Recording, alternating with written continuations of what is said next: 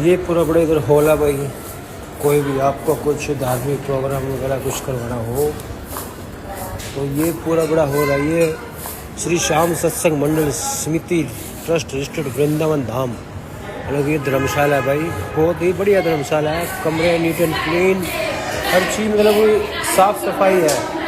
चाहे किचन लगाओ, चाहे रूम्स लगाओ, चाहे कुछ भी लगाओ, बहुत अच्छा है। और ये अपना है यहाँ का भोजनालय, यहाँ की जो कैंटीन है। कैंटीन क्या मतलब, ये भोजनालय है। यहाँ पे आपको सुबह ब्रेकफास्ट मिलेगा, लंच मिलेगा, डिनर भी मिलेगा, सब कुछ मिलेगा। अभी फ़िलहाल बंद है, अभी शाम के टाइम खुलेगा।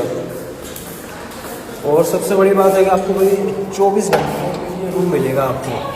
अगर आप सुबह 6 बजे आए हो तो 6 से 6 मिलेगा आपको। ये लिफ्ट सिस्टम भी है, हर जगह लिफ्ट दी गई हुई है। मतलब